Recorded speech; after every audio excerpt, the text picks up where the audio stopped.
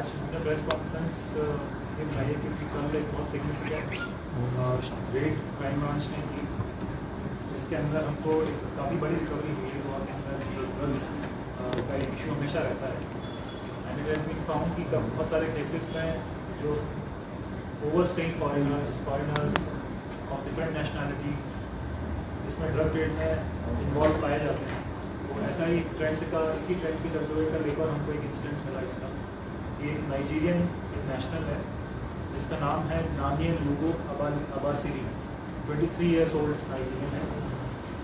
He had come on student visa और ये इसकी प्रमाइसेस थी अराड़ी पर्रा में। तो वहाँ हमने रेड की क्राइम ब्रांच की टीम है और वहाँ पे कहाँ पे सर? अराड़ी पर्रा तो वहाँ पे रेड की गई और वहाँ पे डिफरेंट टाइम्स के रेट ड्रग्स हमको मिले। तो उसमें मैं आपको बताता हूँ कि सबसे पहले 2400 एक्सटेसी की टैबलेट्स मिली, 2400, जो कि 1123 ग्राम होती है क्वान्टिटी, उसको मेजर किया जाए। 7 ग्राम कोकेन, 99 ग्राम हेरोइन और 19 ग्राम पिस्टल एमडीएम। तो ये पूरी इसकी ड्रग की मार्केट वैल्यू मिला के 1.65 करोड़ के लगभग हुई। तो ये नाइजीरियन नेशनल, इसको अरेस्ट किया गया और FIR दर्ज की गई। इसमें FIR बनी है 21B and 22C of NDPS act का केस।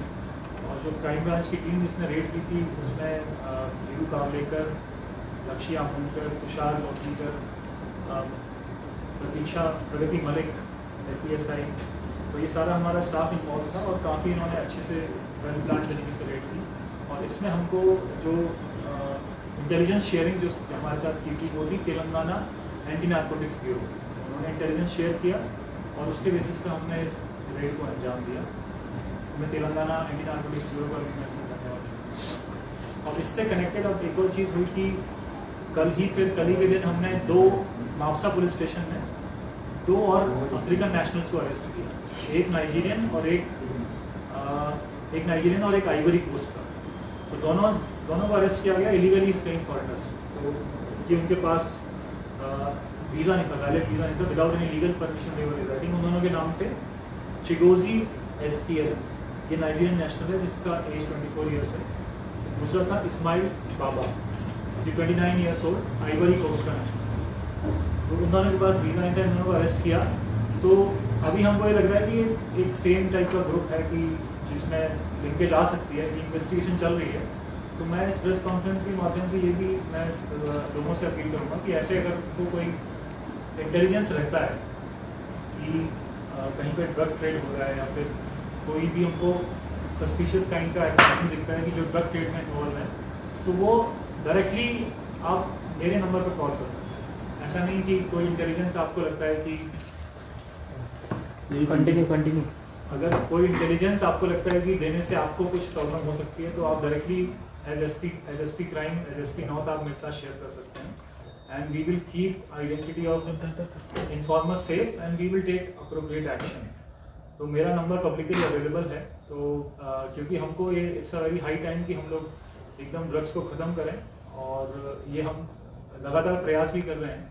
क्राइम ब्रांच ने टोटल इस साल में अभी सिर्फ 4.5 महीने हुए हैं ऑलमोस्ट, और उसमें हमने 59 करोड़ का ड्रग्स अभी तक सीज किया है सिर्फ इसी साल में, जो कि total recovery of Goa police last year जो थी उससे भी कई गुना ज़्यादा है।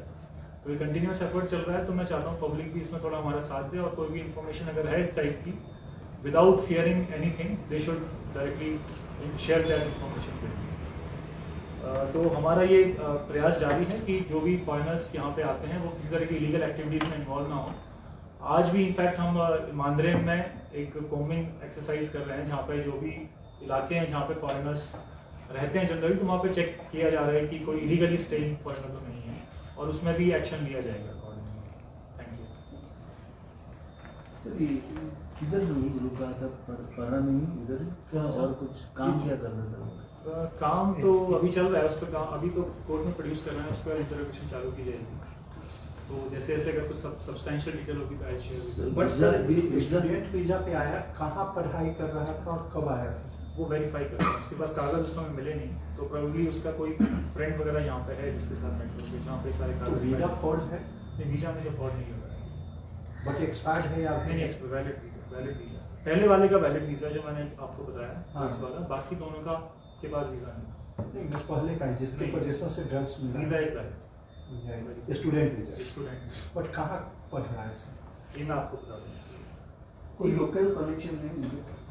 अभी तक तो ऐसा हुआ नहीं। इसमें एक चीज़ हमने देखी कि उनको प्रमाइसेस दिया गया है, मतलब रहने के लिए, जहाँ पे हमने रेट की तो that was a rented premise. तो वो चीज़ मैं यहाँ से ओनर से भी अपील करूँगा कि आप किसी को आप प्रमाइस देते हैं तो आप उसका टेनेंट वेरिफिकेशन तो कराते हैं, तो टेनेंट वेरिफिकेशन ऑब्वियसली अगर उसका पहले कोई इन्वॉल्वमेंट नहीं है तो वो कभी आएगा नहीं कुछ भी। पहली बार कोई क्राइम करेगा तो उसका प्रीवियस इन्वॉल्वमेंट पुलिस चेक करेगी तो उसमें कुछ नहीं आएगा। तो लेकिन एज ओनर आपकी रिस्पॉन्सिबिलिटी बनती है कि आप एक बार चेक रखें उसके ऊपर कि वो क्या कर रहा है, आपके रेंटेड प्रोमाइसेस में रह के क्या काम कर रहा है, तो उस पर भी थोड़ा चेक रखें और पुलिस के साथ इन्फॉर्मेशन शेयर करें। सर ये नाइजीरियन नेशनलिटी का जो इशू है ना, वो बहुत सालों से इशू चल रहा है कि ड्रग्स केस में मिल रहे हैं और उसी एरिया में ज़्यादा केसेस मिल रहे हैं जो पर्रा और सांगोटा। इस पर लगातार हमारा एक्शन जारी है, ये इशू तो है, तो उस पर काम चल रहा है continuously. C form is file. I check. Thank you.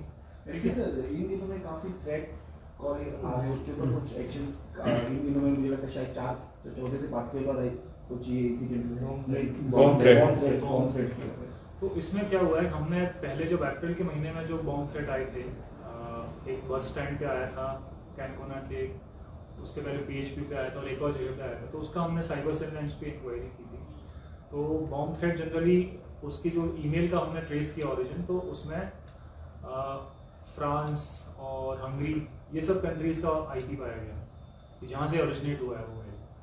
तो वहाँ पे जाके फिर जो इससे पता चलता है कि ये वीपीएन का यूज़ किया जाता है इसमें, वर्चुअल प्राइवेट नेटवर्क। तो वर्चुअल प्राइवेट नेटवर्क में क्या होता है कि आप इंडिया में बैठ के बाहर की आईपी से आप मतलब आपका आईपी कभी एक्सपोज नहीं होगा उसमें, आप कहाँ से बैठ के मेल कर रहे हैं या फिर ईमेल पे आप या ऑनलाइन अगर कोई कम्युनिकेशन कर रहे हैं तो आपका खुद का आईपी कभी एक्सपोज नहीं होगा।